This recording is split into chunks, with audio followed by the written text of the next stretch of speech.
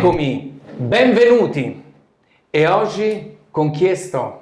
Con Paulo Celso Nogueira Fontão.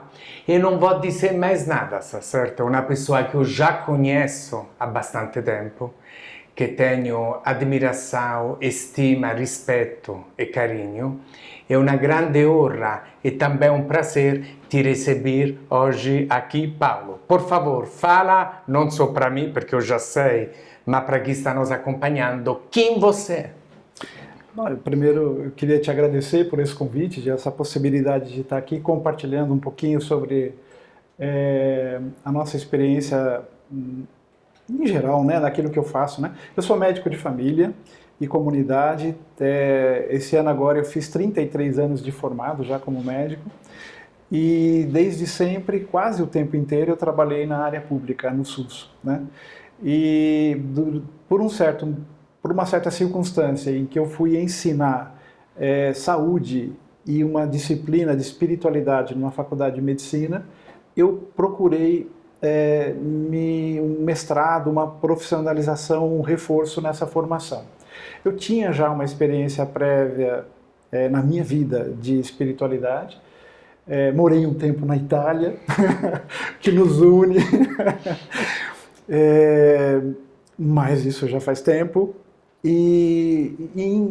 por conta dessa disciplina eu acabei procurando um mestrado em saúde e espiritualidade. Não é fácil de encontrar um local para fazer esse tipo de formação, e eu encontrei um orientador e uma instituição que me acolheram em Curitiba. Eu fiz o mestrado na PUC, na instituição no Paraná, e agora estou fazendo o doutorado lá também.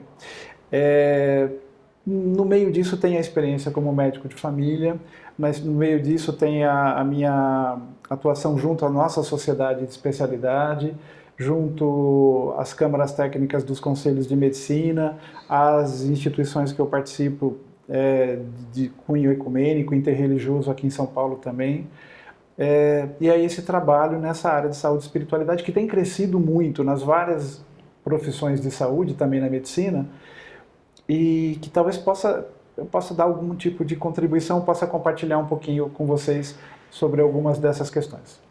Muito obrigado, muito obrigado. Evidentemente, ele e eu já conversamos um pouco, e evidentemente um dos aspectos que a gente pretende abordar de uma forma leve, descontraída, mas ao mesmo tempo séria, é justamente a interface entre espiritualidade, saúde e vida, sempre com esse enfoque de qualidade de vida, de bem-estar, de viver melhor. E é evidente que espiritualidade é uma coisa, religião é uma outra, está certo? E é evidente também que vocês perceberam que o Paulo tem uma vivência, não? E tem também um conhecimento, quero dizer, no meu entendimento o mais importante é a vivência, mas enfim, ele tem toda uma formação profissional rigorosa, uma atuação técnica e também fiz um mestrado na área, está fazendo um doutorado. Isso obviamente te coloca em uma posição de poder dialogar adequadamente sobre esses aspectos. E aí, iniciar a contar um pouco para nós, Paulo, espiritualidade e saúde. Acho que talvez valha a pena pontuar um pouquinho dos conceitos, né? Perfeito. Até porque eu percebi lá na teologia, porque eu estou no departamento de teologia da universidade, que quando a gente fala desses termos lá tem uma visão, uma conotação, e quando eu falo no ambiente de saúde tem uma visão mais leve, mais adaptada ao nosso trabalho. Então quando a gente fala em espiritualidade em saúde, a gente está tratando dessa amplitude de vivências e de conceitos que vão além da vida pragmática que a gente está acostumado a tratar na medicina, por exemplo, né? A própria Organização Mundial de Saúde ampliou o conceito de saúde em 98, num congresso de psiquiatria, incluindo a questão da espiritualidade no cuidado integral em saúde, na visão integral de saúde. Tem aquela definição clássica da Organização Mundial de Saúde, que saúde é um completo bem-estar físico, psicológico, social. Em 98 eles incluíram a questão espiritual também, a partir de uma experiência num congresso mundial de psiquiatria. Mas quando se fala de espiritualidade, se trata disso, desse conjunto de vivências, desse conjunto de olhares, de sentidos para a vida que todos nós temos que ter. de alguma maneira, mesmo quem não professa uma fé religiosa, eu tenho amigos que são ateus, não tem problema, eles também têm alguma forma de espiritualidade que lhes dão motivação e sustentação para a vida, né? Inclusive eu tenho um grupo de amigos lá na Itália, em Bolonha, né, que eu já fui algumas vezes lá na Universidade de Bolonha, que são maravilhosos, são pessoas engajadíssimas, que fazem um trabalho social maravilhoso na cidade, com moradores em situação de rua. Lá também tem moradores em situação de rua, claro, numa quantidade muito menor do que aqui, lá muitos imigrantes, né? E que se dizem ateus, que não têm uma fé religiosa. Mas não importa, porque na prática a gente se encontra, porque os princípios que regem a vida são os mesmos, né? Na busca da construção de uma sociedade melhor, mais justa, mais igual e que gere oportunidades iguais para todos. Isso independe da tradição religiosa, isso é comum, inclusive, a todas as tradições religiosas. Então, isso é espiritualidade. Quando se fala de religiosidade, se fala de uma prática ligada a uma tradição religiosa específica, que tem ritos, que tem locais de culto específicos e tal. E a religião é exatamente essa estrutura de prática que você pode ter ou não ter, mas você pode ter religiosidade individual ou uma vivência coletiva, e espiritualidade você terá sempre. Então a dimensão da espiritualidade ela é maior do que a dimensão da religiosidade, que é maior do que a própria questão da religião. Muito obrigado. Aí eu vou destacar duas coisas para depois relançar para você, Paulo. Você, vamos dizer, disse uma coisa, per esempio, un ambiente come onde sono abordadas questões de um ponto de vista técnico-teológico, per esempio. É uma coisa, um ambiente da saúde. Sim. Por isso si pode falar, evidentemente, e si deve falar di spiritualidade ou até de religião, mas tem que saber abordar isso dependente do contexto e da situação. Mas também quando você falou de espiritualidade, me veio tipo, e você falou da experiência desses colegas, amigos lá em Bolonha, me veio também de pensar o fato do foco, do propósito, do que te move. Isso tem a ver também com a espiritualidade? Total. Eu acho que aquilo que te leva, inclusive, a buscar uma significação, uma ressignificação de vida, é esse movimento em busca de algo a mais. Que eu posso chamar de Deus, eu posso chamar de absoluto, eu posso chamar de transcendente, eu posso dar vários nomes, mas é quase uma saudade do divino de onde todos nós viemos e para onde, de alguma forma, a gente vai acabar retornando e que nos une, que cria um ambiente coletivo, que cria um locus coletivo, né, de convivência para todos.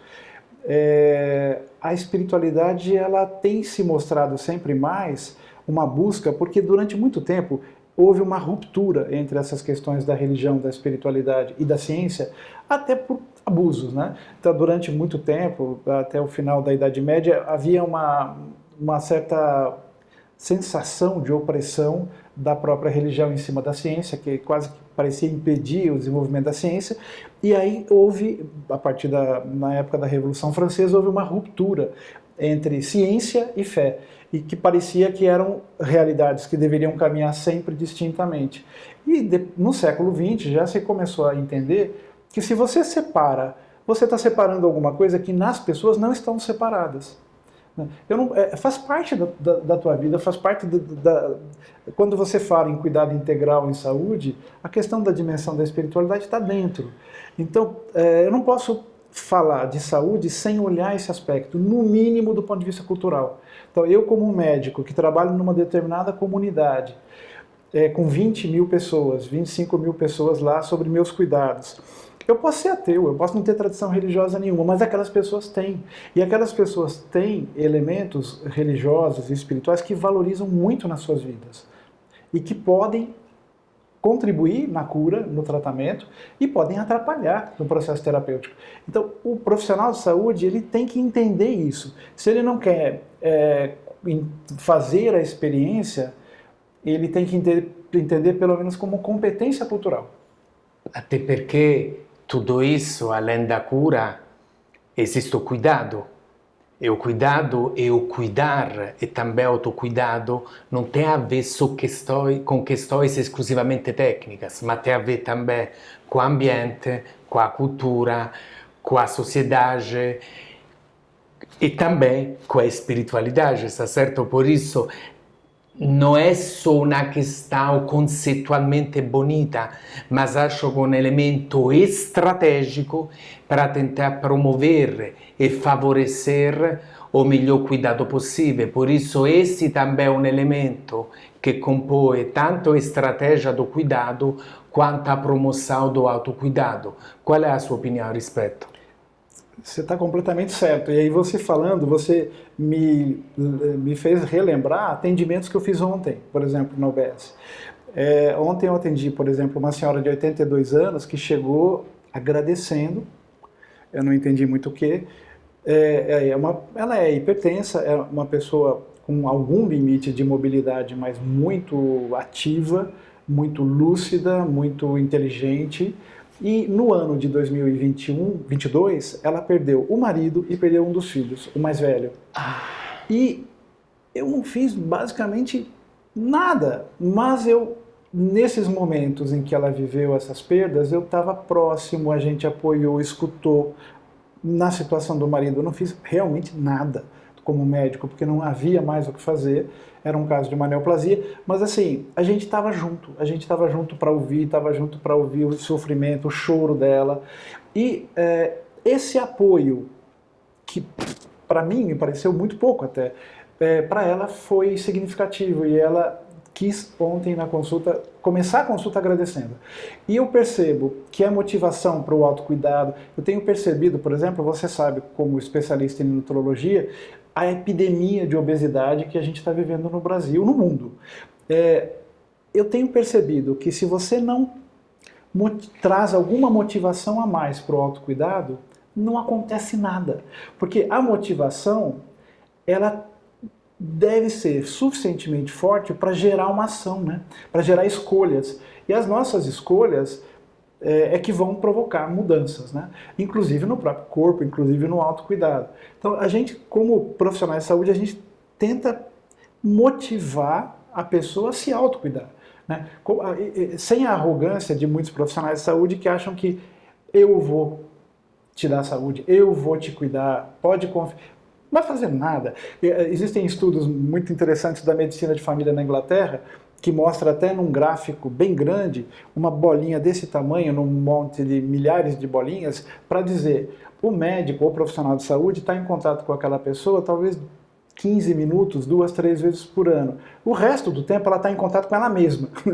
Então a gente tem que empoderar essas pessoas para que a motivação seja suficientemente forte, que o autocuidado continue e passe a fazer parte da própria vida. E nesse aspecto a espiritualidade é fundamental. Porque se eu não tenho sentido para a minha vida, se eu não tenho um projeto de futuro para a minha vida, se eu já com 25, 26, 28 anos eu estou desanimado, deprimido, acabado, como infelizmente a gente tem visto muitos jovens, você vai propor o quê? Vai propor o autocuidado, vai propor que a pessoa deixe de ser obesa, vai propor que a pessoa cuide do seu diabetes, da sua... Para quê? Né? Você vai colar no quê? Se a pessoa está nessa situação de falta de sentido para a vida, né?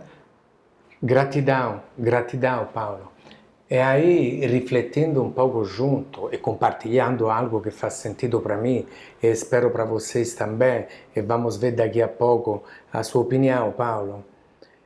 Acolhimento, acolhimento. Por isso, mesmo os profissionais da saúde que estão tentando se ressignificar, se desconstruir um pouco para redescobrir formas de uma abordagem um pouco mais empática, está certo?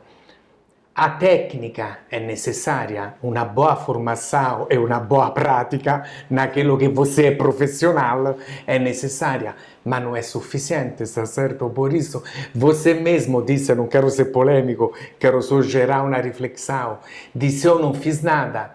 Na realidade você fez, só que não fiz no sentido de uma prescrição, no sentido de algo, no nosso caso, técnico-médico, mas você fez algo como profissional, como pessoa, que eu chamo de acolhimento, a gente pode chamar de outras formas, mas o conceito grosso modo é isso, certo? E aí, quando a gente acolhe, direto ou indiretamente, a gente pode ajudar também a motivar. Claro que eu não vou ser a sua motivação, mas eu posso te ajudar a colaborar, a você resgatar dentro de você, de repente, um propósito, uma motivação. E acho que isso também, fazendo o link com a segunda reflexão, você fez um exemplo da obesidade ou eventualmente de outras doenças dos nossos tempos, vamos dizer que são bastante prevalentes. Você falou hipertensão, falou diabetes e tudo mais. O que acontece? Uma orientação, por exemplo, tecnicamente correta, tudo bem. Sim. Uma prescrição adequada, tudo bem. Mas se a pessoa não faz, não vai ter graça nenhuma, certo? Sim. Ou seja, eu posso dizer, eu fiz a minha parte, mas eu não teve o efeito desejado, almejado. Por isso não é ser exageradamente crítico, mas no meu entendimento é ser adequadamente reflexivo para pensar que realmente o outro não é passivo no processo, a parte ativa, porque como você disse, eu vou dizer com as minhas palavras, o maior especialista de cada um de nós é cada um de nós. O profissional da saúde tem uma importância, mas a pessoa é o especialista nele mesmo. Por isso, novamente, o propósito é autocuidado. Por isso, não é a técnica contra outras coisas, é juntos, é integração, promover autocuidado, buscar, por exemplo, um contexto da espiritualidade, uma questão cultural, ver questões técnicas e também, vamos dizer, promover autocuidado. Às vezes parece meio um sonho, mas na realidade, se a gente coloca dentro de uma estratégia, pode fazer uma diferença muito grande entre um desfecho e um outro. Faz sentido para você? Sim. A motivação que isso tem por baixo é fundamental para que as coisas aconteçam. E a gente percebe que isso vale para os mais velhos, vale para os maduros e vale para os mais jovens. E a gente está percebendo que uma coisa fundamental para que isso tudo aconteça, a gente se deixar tocar pela realidade, André.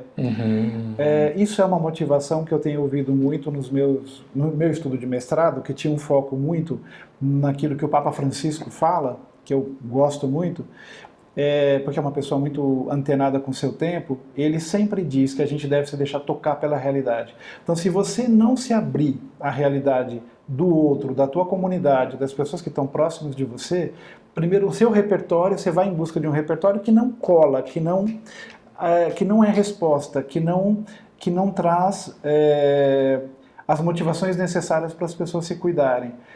E você começa perde para você mesmo o sentido. Quando você disse que o profissional de saúde muitas vezes pode dizer, mas eu fiz a minha parte, eu fico pensando que no fundo a gente sabe que não fez totalmente a nossa parte. Porque se a gente tivesse feito totalmente a nossa parte, a gente tinha conseguido motivar o outro suficientemente ao ponto do outro ter buscado uma transformação de práticas. E isso é uma frustração com a qual a gente tem que lidar, né? Na área da saúde, na medicina, a gente lida com muitas frustrações, né? Quantas vezes, muitos de nós, nos deparamos com falências dos nossos projetos terapêuticos, né? Ou pessoas, diabéticos que acabaram indo para uma amputação, ou que perderam o rim, foram fazer diálise até chegar a um transplante, ou pessoas que se suicidaram, né? Apesar de todo o esforço de toda uma equipe técnica, médica, com o apoio da psicóloga, do psiquiatra, de toda a equipe multiprofissional, a gente não conseguiu tirar a pessoa daquele caminho, né, que acabou levando a esse desfecho. Então a gente lida com frustrações. E a gente pode até pensar e dizer, isso pode em algum momento afagar a nossa consciência, dizendo, puxa, mas eu fiz a minha parte. É verdade por um lado, e por outro lado, talvez a gente precise aumentar o nosso repertório. A gente precisa aumentar aquilo que a gente tem a oferecer. Porque talvez a gente pudesse ter feito um pouco a mais, né? Muito obrigado, e novamente a gente está tentando ampliar um pouco a visão. E obviamente, vamos dizer, o certo ou errado, a gente frequentemente tem uma abordagem tipo de um conceito contra um outro conceito, mas no meu entendimento, se a gente tivesse um olhar mais de integrar, e aí sim de busca da melhoria, do que eu posso fazer a mais, de ampliar um pouco os horizontes, realmente a gente poderia ter mais chance de gerar tanto para nós mesmos quanto para os outros, está certo? Algumas pequenas mudanças que aos poucos vão se somando, se multiplicando e pode eventualmente promover de fato mais saúde, ou mais cuidado, ou mais autocuidado. Realmente, Paulo, no meu entendimento, você fez uma partilha fantástica. Muito obrigado. Dentro da espiritualidade, que mais você gostaria de compartilhar conosco, inclusive de alguma sua vivência? Talvez eu gostaria de poder compartilhar alguns valores, alguns elementos que são chaves na prática do cuidado, que a gente poderia ter uma outra oportunidade de conversar sobre isso. Ok. E me fala outra coisa, Paulo, se você me permite, aqui a gente está num ambiente informal, sério, evidente, e é claro que eu conheço um pouco as pessoas que eu convido, está certo? Por isso, no caso do Paulo, que já se apresentou e que eu já fiz alguns comentários, você tem algo que você gostaria de contar? Um pouco da sua vida privada, mas que também, vamos dizer, pode interessar as pessoas, e por isso fala a palavra vivência, que, por exemplo, é a história de sua mãe? Posso dizer alguma coisa, posso Perfeito. compartilhar alguma coisa, né? Eu tive uma formação cristã desde da minha família, né? Meus pais eram bastante envolvidos, principalmente a minha mãe. E a minha mãe, pela sua vivência, pelo seu empenho na vida religiosa, na vida da igreja católica, né? Quando ela fazia mil coisas, ela era professora de ensino fundamental, professora primária, trabalhou o tempo todo em escolas rurais, dando aula nem em escolas rurais, em situações de muita precariedade. Ela começou dando aula, ela não tinha como chegar nas escolas a não ser de cavalo. Então ela teve que aprender a andar a cavalo quando ela começou a dar aula, para poder chegar até os locais de ensino.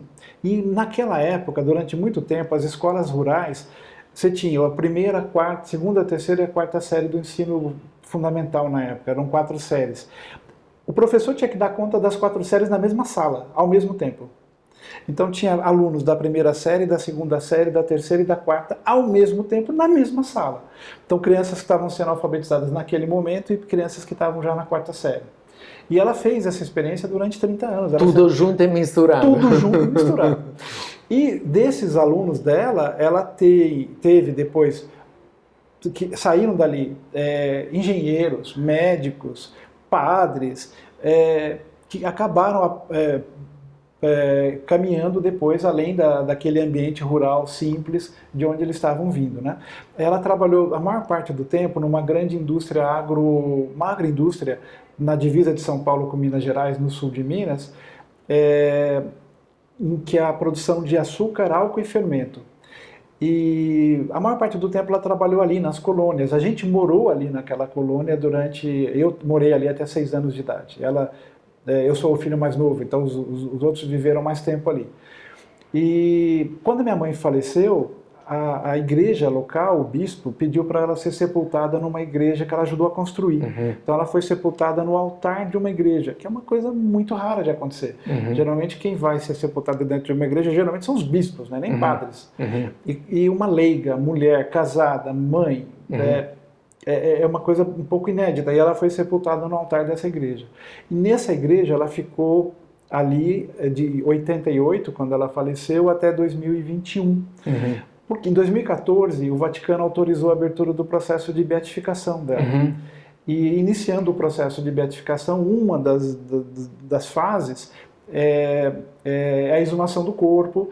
E foi feito isso em final de 2020, começo de 2021, e aí foi feito o translado.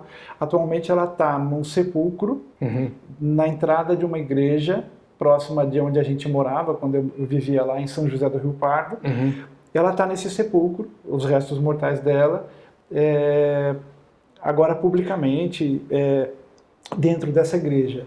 E é lógico que essa herança da experiência da minha mãe, da vida da minha mãe, que eu testemunhei, mas que também depois tornou-se uma opção minha. Né? Não foi só uma questão da minha mãe. A partir de um determinado momento eu fiz uma escolha. Eu me lembro, foi uma coisa simples, feita como criança ainda, mas com 13 anos eu fiz uma primeira escolha de Deus para a minha vida. Que eu escolhi Deus como ideal de vida. O resto seria segundo, terceiro, quarto lugares. Mas a escolha de Deus como princípio de vida, como princípio motivador, né? E eu tenho procurado fazer essa experiência desde então, com todos os meus limites, minhas falhas, um pacote fechado, né, André? Você sabe que todos nós somos um pacote fechado, com muitas coisas. Mas sem dúvida, eu não posso dizer que isso não é um fator determinante e motivador para as minhas escolhas, para as minhas ações.